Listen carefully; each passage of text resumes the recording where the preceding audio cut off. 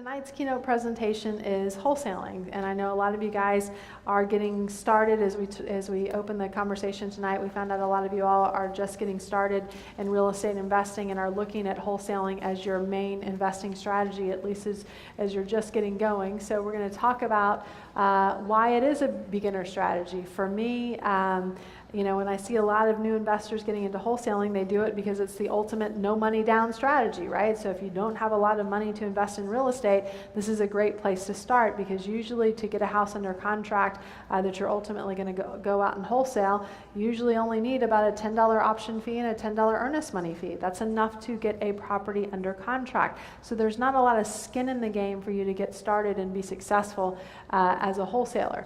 That being said, you do have to have a pretty high level of expertise in your number one job as a real estate investor, which is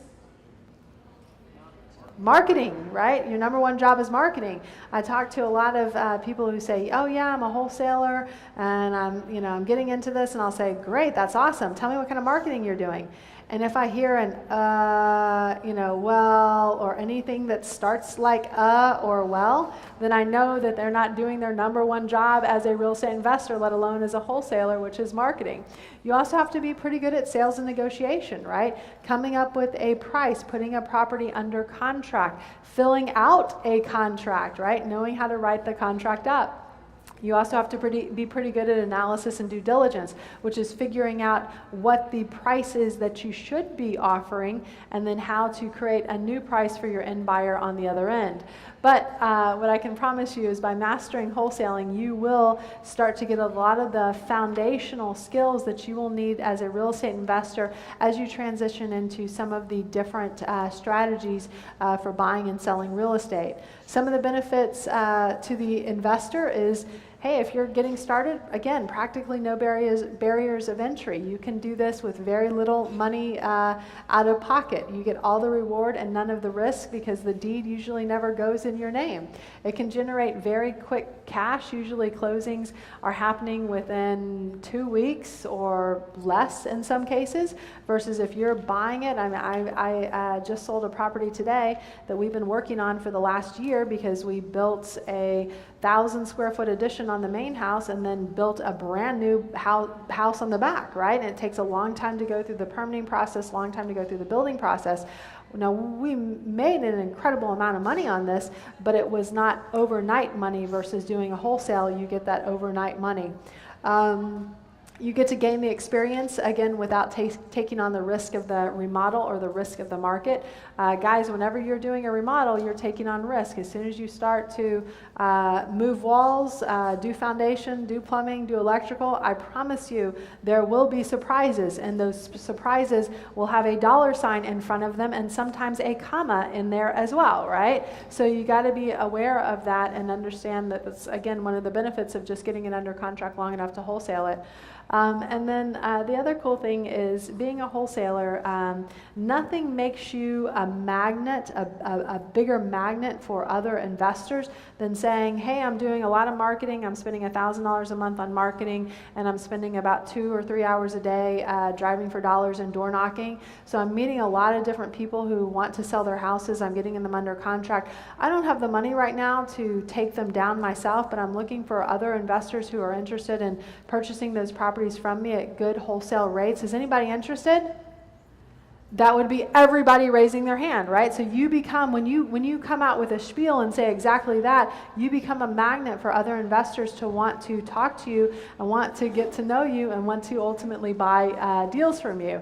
As a buyer of a wholesale, gosh, you get to do all the things that you thought you were going to do as a real estate investor, which is, it's already teed up, right? You don't have to find it, you don't have to negotiate it, you don't have to do any of those things. You just get to close on it, and then you get to do what everyone thinks is all the fun stuff, which is the renovating, right, the fixing and the flipping. So there are a ton of benefits to a buyer, especially a buyer who, for example, doesn't have time to do the regular marketing, right? Doesn't have time to drive for dollars, maybe isn't knowledgeable about marketing and just wants to buy a wholesale property from someone. So your steps to do a wholesale deal, and we're going to go through these all individually. You have to do the marketing. You have to do the sales and negotiation to get it under contract. You have to do your analysis and due diligence to figure out, well, what do I actually get it under contract for? You make the offer with the seller. You meet the seller, and you may have to adjust the offer that you might have made over the phone, because sometimes when you get into a house, does it always look like what the seller described it to you as over the phone? No, in fact, almost never, right? Occasionally you'll get a win, but most of the time not. You'll take or email that contract over to the title company with the earnest money. You'll market the property to other buyers. Usually these are going to be buyers that you meet and network with as part of, for example, a real estate investor association like the one that we have here. You'll negotiate that wholesale fee with them, and you'll ultimately substitute your name on the agreement and sign an assignment of contract agreement, a separate agreement.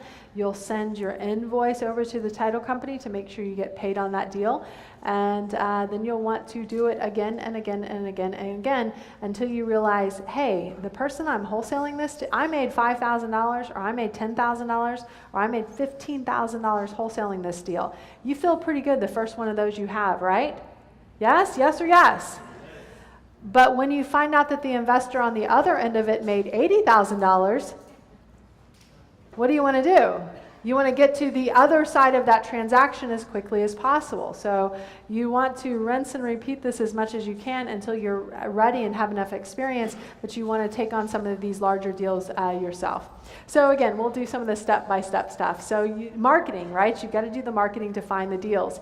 How do you do the marketing? Everyone has always asked me, well, what marketing strategy works best? What marketing strategy should I use as a real estate investor?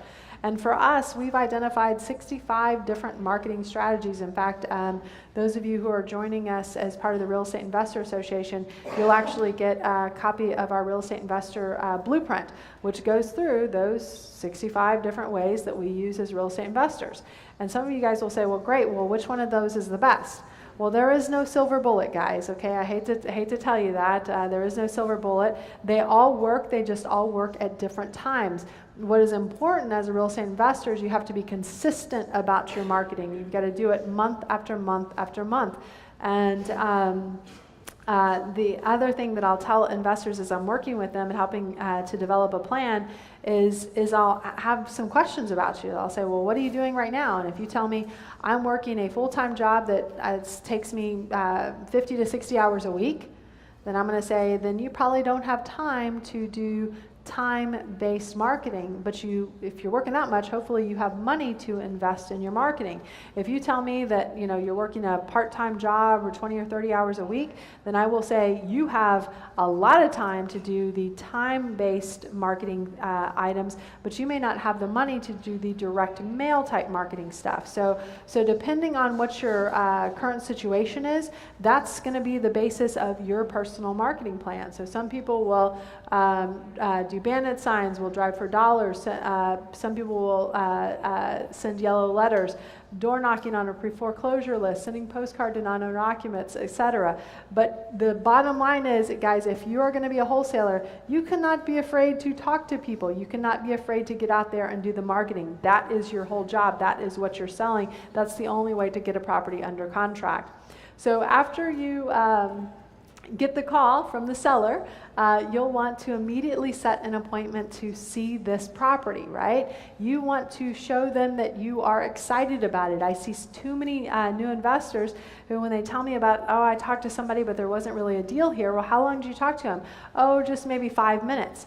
A lot of times new investors are in such a hurry to get off of the call because they're so nervous, because they don't know what to say, or because they feel uncomfortable, or they asked a couple questions and they didn't get the answer that they were hoping for, and they just said this is not a deal, and they got off the phone. So for you guys, always be excited about seeing that property. Always try and set that appointment as soon as you can and get out there as quickly as you can. You've got to get it while it is hot, because it will not be hot for long. It will go to another investor, probably someone in this room, if you do not actively follow up on it. While you're on the phone, you are going to conduct an interview. You're going to need to find out, well, why do you want to sell? Why do we want to know why someone wants to sell? Why do we want to know? Why do you want to sell? To see if they're motivated? To solve their problem, okay? To solve their problem. You guys are in a problem-solving business, right? If you do your marketing and you're lucky enough to get a call or a lead or an opportunity, now your job is to solve the problem. To get there, you got to find out what the problem is, right? You got to find out what the problem is. And is the problem always money?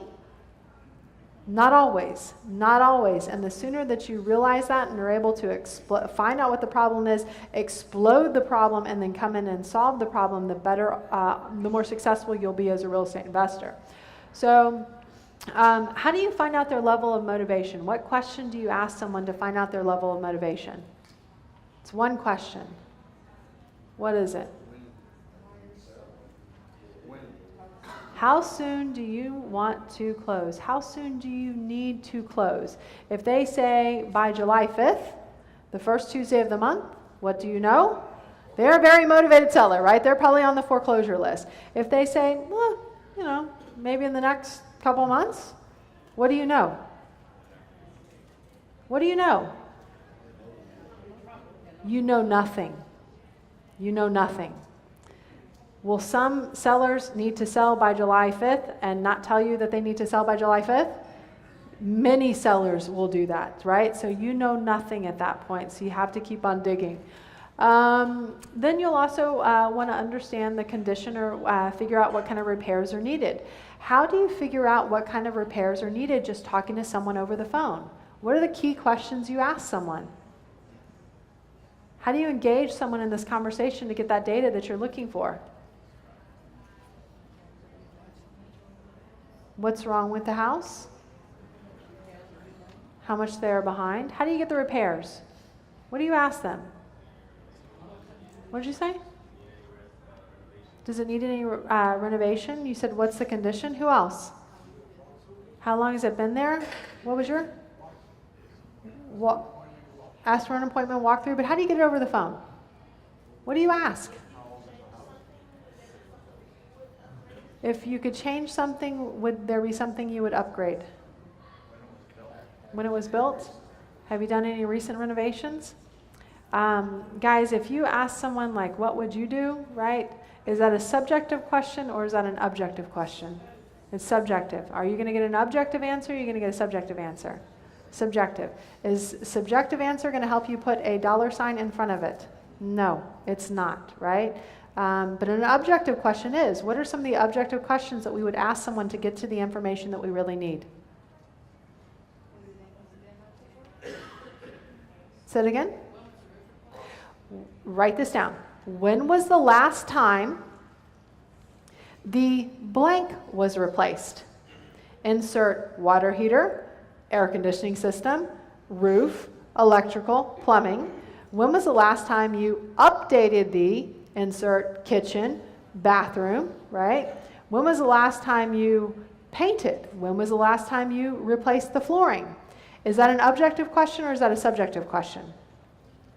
It's an objective question. Can you put a $ in front of an objective answer? Yes. Is that what you're ultimately looking to do? Yes, you are. You have to ask questions in the right way to make sure you get the kind of answers that will help you come up with a value for this property. And then always, as a real estate investor, and I see a lot of new investors flub this, they don't express interest in buying this property. They think, I'm going to be like super negotiator. And I'm going to say, well, your house sounds terrible. Like, how do you even live there, right? Like, you're thinking like I'm negotiating like crazy. You're not, okay? You're creating someone on the other side of the call who says, yeah, I want to get off the call just as quickly as you do. Guys, express your interest in buying in that area. Express your interest in helping that person. Express your interest in solving that problem. Come in with a service heart, guys, and you will get deals. You give, you get. You give, you get. But if you make it all about you, it's not going to work. Someone with a lower offer who's giving is going to get that property. Always express your interest in buying that property. When you express your interest in buying that property, it does something really magical with that seller. It takes that switch that says, I've got to call 5 people today to see who will buy my house first, and it turns it into off mode because they think that you are the one who's going to solve their problem and that you are the one who's ultimately going to purchase their property. Step 3, your analysis and due diligence. For me, if I'm talking to a seller, I am doing the analysis and due diligence on the phone with them as I'm talking to them about the property and as I am going through my interview with them. I am trying to get a CMA, right? I'm going through the MLS and I am looking to find out what do the comparable properties in that area sell for. I am looking at the tax record as a last resort if I do not have a realtor on my power team. And guys, I would rather shoot myself in the head than look at Zillow or Trulia to get a value for the property, because Zillow and Trulia are going to take you over here and the value may be over here or the value may be over here. So guys, get with a great realtor to help you evaluate what that property is worth. And again, estimating repairs. When was the last time you, and then fill in the blank. Step 4, some of you will feel confident enough after you talk to enough people to go ahead and make that offer over the phone, right? How can you make an offer over the phone? You have to have 2 key pieces of information. Number 1 key piece of information, you have to know what that property is going to be worth, what the other houses in the neighborhood are selling at, after the repairs are complete, the ARV, and then you'll have to come up with what the repairs are as you go through with the seller and ask the questions, when was the last time you fill in the blank, right? So you've got to do some analysis and due diligence. Some of you may be willing and comfortable to make an offer over the phone. How do you make an offer over the phone? What do you say? What do you say? What words do you use? What? How much is it? You're interested? Yeah? What do you say? What words do you use? How much are you looking to get out of this thing? How much are you looking to get out of this thing? Sometimes you will be met with a very happy surprise. Sometimes you will be met with, I see, you're totally crazy, right? Isn't that good to know, like while you're talking to him? So be sure and just ask. Always ask the question before you make an offer. Always ask the question first. What are you looking to get out of this home, right? And it's actually a multi-stage process to get that answer. We'll talk about it more at our training event, but you ask multiple different times as you get more and more information about the house, and we'll go over that more at the training event. If your numbers are close, or if you can get to a yes on your offer, confirm that appointment, okay? Confirm that appointment. And guys, when you go out to that appointment, sounds silly to say, but confirm that morning and confirm before you leave the house. I cannot tell you how many sellers I've shown up at their house and they're like, oh darn, is that today? Yes, it was today when we made the appointment this morning, and it is today now. When you make an appointment to go and see that house, how do you ask for that appointment? What do you say? I can be there tomorrow at 10 a.m. or at 2 p.m., which works best for you. Don't say, what time can I meet you? Because there's something about Americans today. You say, well, hey, what time can we get together? And they say, oh, they look at their calendar and they want to tell you how busy they are, which means they want to tell you all the times they can't meet. What's happened to us, right? We just tell people, no, I don't care when you can't meet. Just tell me when you can meet, right? So put those 2 times in front of them and keep going until you get it. Step 5, you'll meet with the seller at the house. You may have to re-estimate your repairs on the spot, which means you may have to change your offer. You'll sign an agreement, right? I call the agreement the TREC contract. Does everyone know about the TREC contract? TREC. Free contracts in the state of Texas for realtors and non-realtors alike. You can get the beautifully written 9-page contract. Just Google TREC, TREC.com. You can download it along with the seller's disclosure, along with many other amendments and addenda, etc. You may decide to put a lockbox on the house so that you could send contractors over, and then so you can also send other investors over who are looking to purchase that property. You'll email or take that contract over to the title company, and you'll let them know that the deal will be assigned so that they have some advance warning and notice on that. You'll take the earnest money. There's 2 checks you guys are going to usually write as a real estate investor when you get something under contract. You'll have one check that will be made out to the title company, and you will have another check that is made out to the seller. This check that's made out to the seller is for your option fee. This is your unrestricted right to terminate that contract as you see fit during whatever amount of time you guys agreed to when you put the property under contract. Step 7, you'll market the property to your buyers. Hopefully you have created a buyer's list coming to real estate investor associations, other networking events, or even just putting an ad on Craigslist to be able to get buyers. You'll give your buyers some of the stats, right? You'll want to give them, hey, this is my estimate of the ARV. These are the comps that I use to come up with the value of this property. Here are the things that I think this property will need to reach that ARV level. Here are the repairs that we're going to have to do to get there. So give them as much information as you possibly can so you can create a package for them to very quickly and easily evaluate your deal and make a decision as to whether or not they want to purchase that property. Step 8, you'll meet with any potential end buyers at the property, or if it's vacant, you can just send them with a combo code.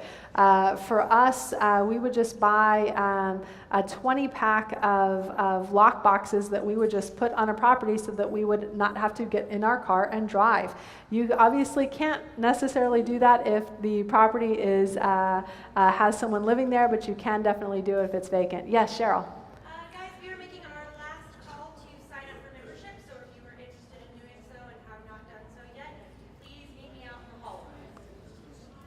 Guys, love to have you as a member. All of our members tonight get tickets to our big live training event. Also get our real estate investor blueprint, which I see some of you have. It's a poster that's about 3 feet wide by 2 feet deep, and it has all the 272 different things that we've learned as real estate investors since we've started investing since 2003.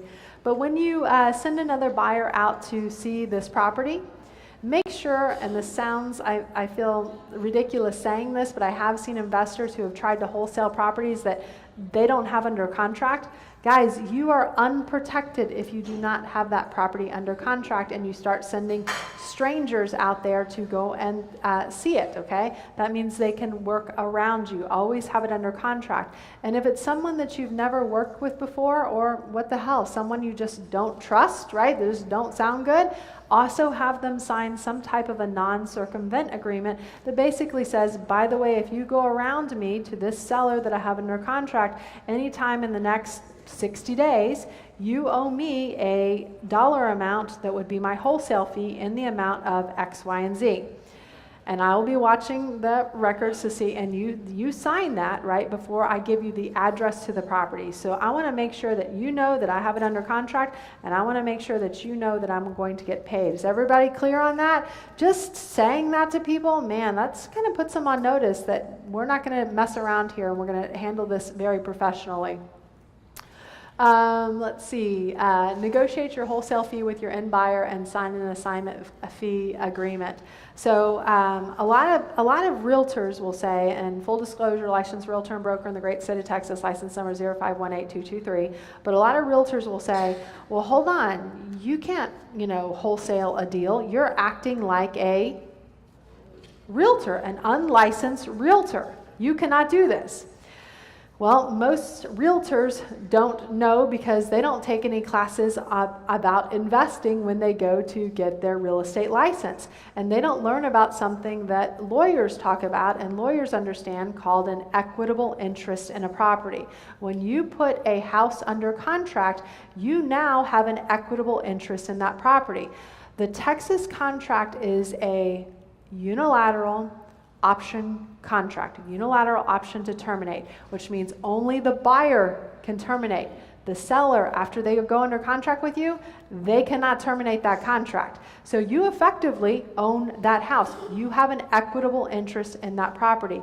That equitable interest in that property is the vehicle, the legal vehicle that allows you to wholesale that property, that allows you to market that property, and that allows you to ultimately sell that contract and get a fee. Everybody with me?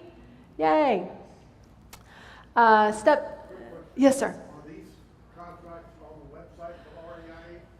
No, but they are on the website for TREC, T-R-E-C, TREC. Yeah, and they're free. Yeah? Yes, sir. They do not create a non-circumvent for you.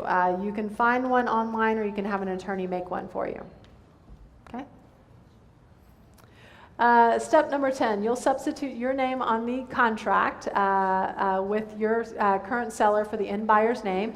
You may decide to do a simultaneous close, which means you may decide to do 2 closes, or you may decide to do a direct assignment. So if you and I know each other and you and I have been doing business together for the last 10 years, I'm just going to do a direct assignment to you, and you're going to pay me on the buyer side of the HUD-1, or the closing disclosures as they're now referred to. So you're going to pay me on your side of the closing disclosure statement, on the buyer side, okay?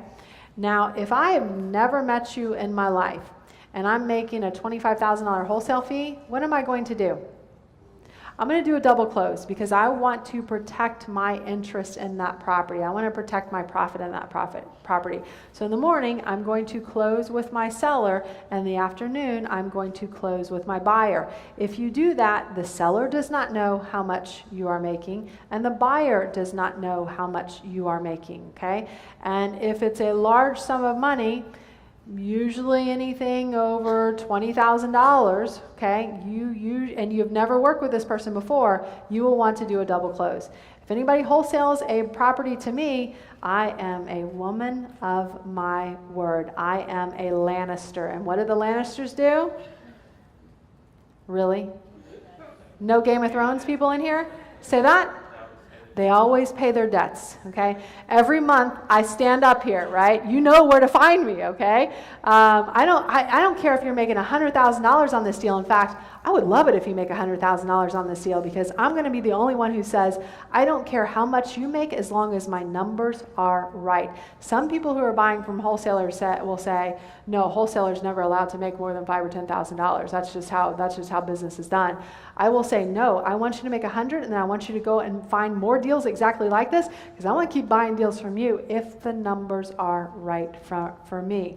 But if you've never done business with that person, somewhere around 20, and it could be 10, could be 20, you want to usually do a double closing. Yes, ma'am. I will talk about what to charge. Give me a couple slides. Is that okay? All right, good. It's like Prego. It's in there, you know?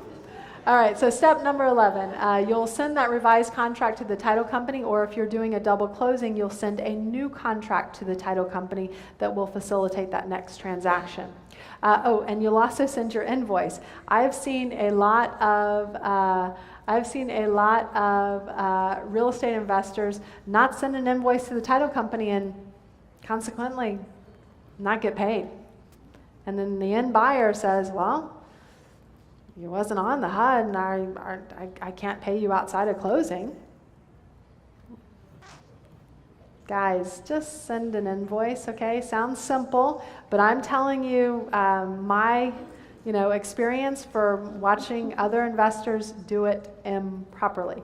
And when it comes to money, some people act a little funny. So guys, protect yourself, right? You got a TREC contract, you got a non-circumvent, you got an invoice, you have an agreement with this other person. What's really the best way to make sure that someone doesn't try to not pay you?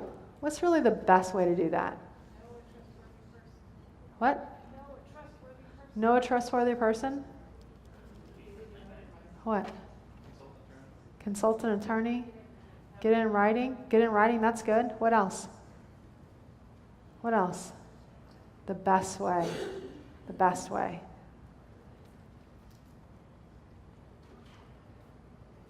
After we close this one, I've got 3 more for you.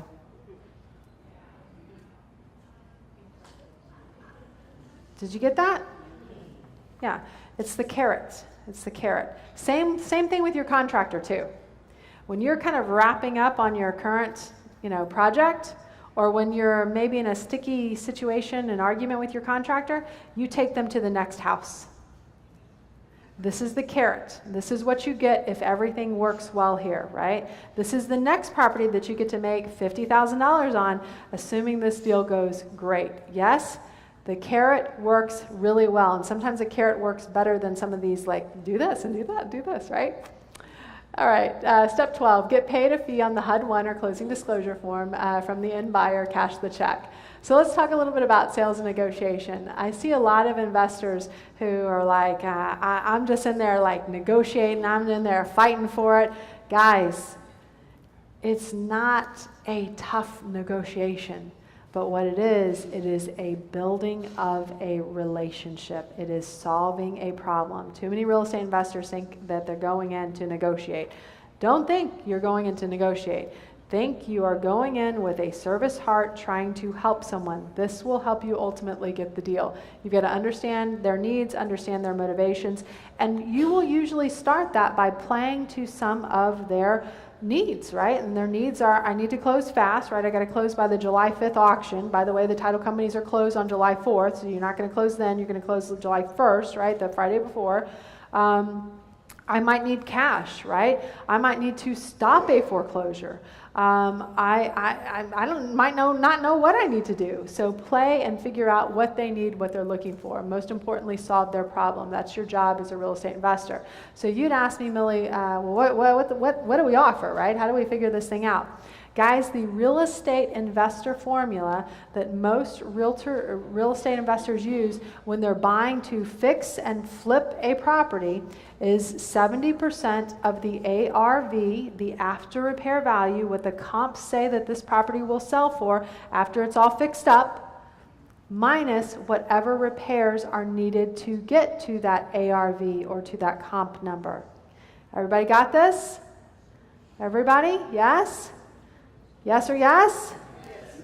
Okay. Then it would also now be fair to do a pop quiz, yes? Yes. Okay. ARV is 200, repairs are 50. What is your MAO?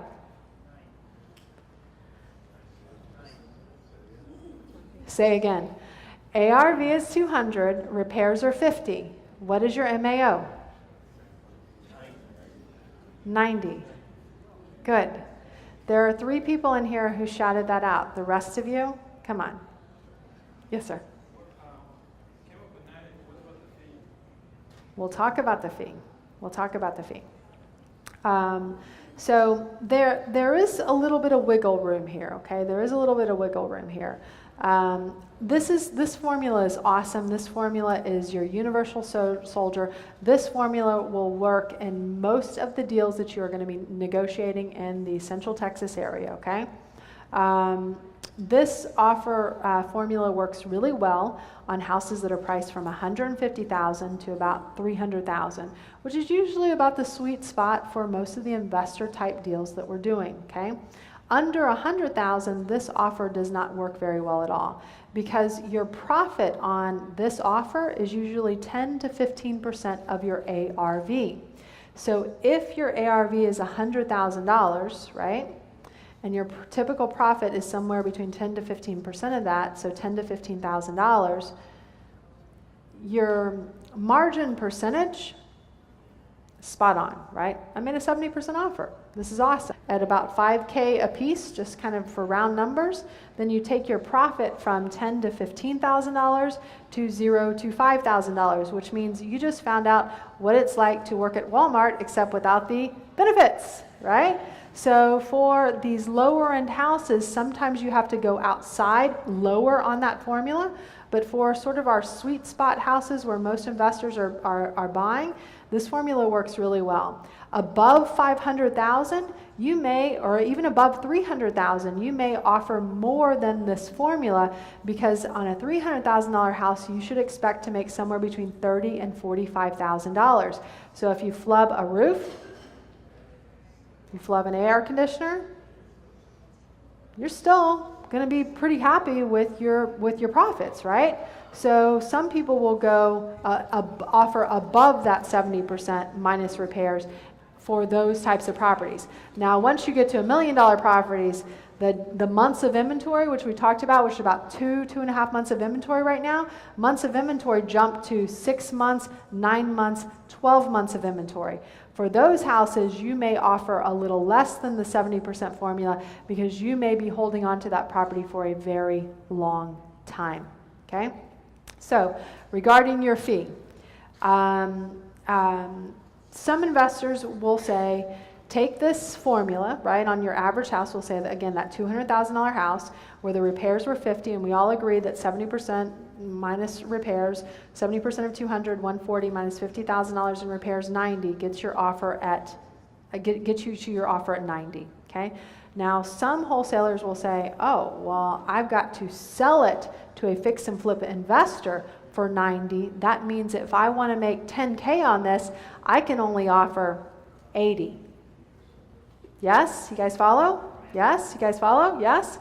So, 80, you know, gosh, your offer may or may not be accepted. May be accepted, may not be accepted. 90, it may or may not be accepted either. Just get it under contract and shop your end buyer accordingly. So if you get this property under contract, for example, for 80, you can wholesale it to anybody, right? You can wholesale it to a fix and flip investor. You can wholesale it to a buy and hold investor. If you get this property under contract for 80% of ARV minus repairs, who are you going to wholesale it to? You going to wholesale it to a fix and flip investor? No, because you basically took out all the profit because that 10% is not there, right? And if your average profit on a deal is 10 to 15% and you overpaid by 10%, we got a problem right from the start, right? But that means that you need to look for a very specific investor, which is usually going to be a buy and hold investor. Any landlords in the room? Any landlords here? Keep your hand up, keep your hand up. Any landlords? Any landlords? Really? No, not a few of you? Okay, you too. I'm going to ask you guys. Where did you buy your property?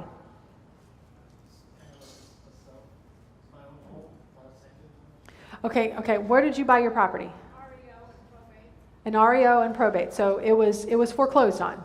So it was listed on the MLS. Yes. Most people who are buying rental property are buying off of the MLS. Okay? Which means what percentage of ARV minus repairs are they buying? 100%. Yeah, 100%. Here in the Austin area, the average sales price to list price is about 97 to 98%, right? So these are what we call primo, awesome buyers, yes? Because these are buyers who are going to pay full price. If you have buyers who are going to pay full price in your network, right? I told you to build a buyers list, like that was step number 5 or 6, right? If you have those buyers in there, then how much can you offer? Full price minus however much you want to make. Okay? It depends on who you are shopping it to. You seem very unhappy about that answer. Am I reading this right? Or yeah, you. No, my wheels are just turning. Okay. I got a lot of wheels turning. Okay. Okay. Anybody else have any questions about that? Did that answer your question, Millie? Listen, I know I did not give you an exact answer because the answer is going to vary depending again on who your buyer is and who your seller is, and your buyer pool will be selected based on what you have this under contract for. Okay, if you are only selling to fix and flip investors, then you better have it under contract for something less than 70% of ARV minus repairs. If you are selling it to someone who's buying rental properties off the MLS, God, give them $5,000 or $10,000 off the MLS price. They are thrilled. Yes, you guys follow that? Premium buyers will pay more. Have as many premium buyers on your buyers list as is possible. So some advanced offer formulas. So what I will say is this: don't stray away from your maximum allowable offer formula until you've done this a few times, right? Or unless you can adjust those offers for the time value of money. If it is a quick rehab, right? If it's a carpet and paint rehab, will you offer a little more? Yes. If it is a rehab that involves new foundation, new plumbing, and an addition off the back, right? Will you offer a little more? No, because there's risk once you start opening up those walls.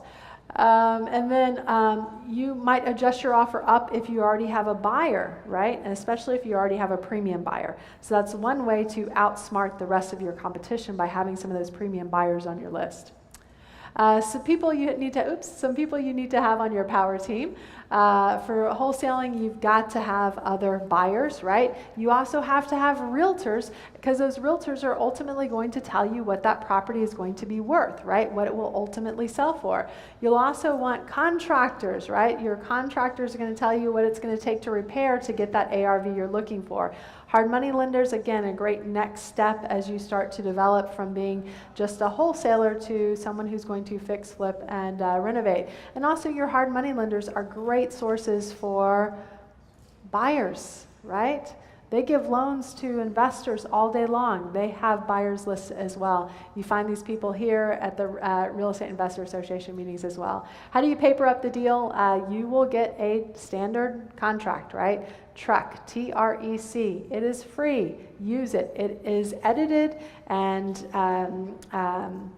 modified and looked at by a 7-person real estate broker, lawyer committee at all times. Okay, they just came out with the newest TREC contract this past November of 2015.